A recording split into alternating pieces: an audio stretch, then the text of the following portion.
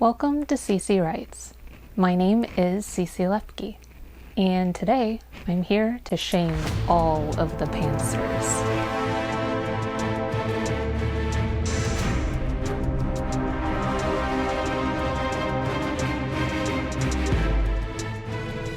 Okay, not really. The truth is, I wanted to talk about the greatest advantages of being a pantser and the greatest pitfalls that come along with it. If you don't know what I'm talking about when I use the word pantser, I'm actually talking about a school of thought on writing technique where we divide writers into two categories. The first group is made up of people who obsessively plan out every detail of their story before they ever begin writing. They are called plotters. And surprise, I fall squarely into this camp.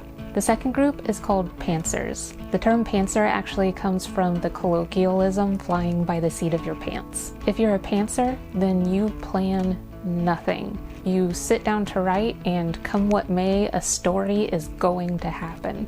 Pantsers typically talk about how their stories get away from them, and even when they do plan things out, it never quite happens in the way that they thought it would. So which writing camp is better? Will I remain loyal to my people, the plotters? Well, it's complicated. Pantsers are great writers in a lot of ways, but in a lot of ways they're also really bad writers. Before you break out the torches and pitchforks to drive me out of town, let me explain.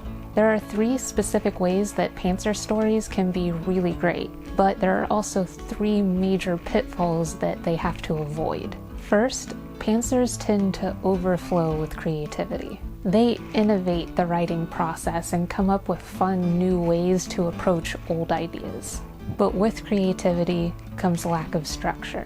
Since pantsers don't typically think their stories all the way through, often they'll write all over the place and have to fix it during the editing process, which can be disheartening.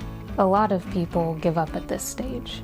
If you're a pantser, you need the resolve to sit down and edit and rewrite your stories as many times as it takes to polish it into something great. Second, pantser stories are spontaneous. They have the art of improvisational writing perfected.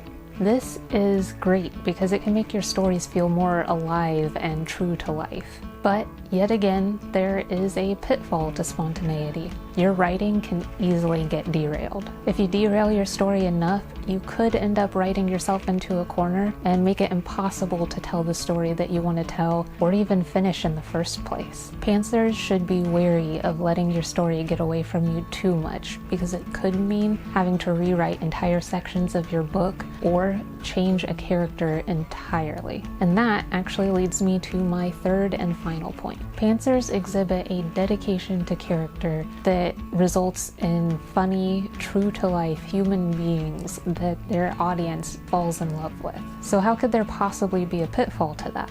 The pitfall is actually related to my last point. Pantsers are always in danger of their stories getting derailed, and the way it happens is with characters. If you allow your characters to derail your story too much, then you put yourself in danger of losing the meaning behind your work. As a plotter, I decide on the themes and symbolism of my story before I ever start writing, and then I use my character and storytelling to bring those themes to life. Pantsers, on the other hand, will typically write a character before they ever think about what it means for their story. The result is sometimes a story where things happen, but none of it really matters. As writers, our primary goal is to entertain, but readers want to change. They want to move from something weak to something powerful. They want to be moved. And if things happen around you, but they don't move you, are you even going to remember it? The solution to this pitfall is to write meaning into your story after you've finished. Hindsight is 20/20. After you finish writing, you can read through your story and pick up on themes that run throughout it. Once you figure out what your story is supposed to mean, you can go back and accentuate it, foreshadow it, and do whatever you need to do to give your story more purpose. And there you have it, the three best qualities and major pitfalls of being a pantser. As with most things in life, people don't typically fall solidly on one side or the other. And that's great, because drawing from both camps can help you write better stories overall and avoid the failures of either group. As a professional writer, I actually practice both types of writing in order to help myself improve. Because ultimately, our focus as writers shouldn't be whether we're a plotter or a pantser. It should be on whether or not we're a better writer today than we were yesterday.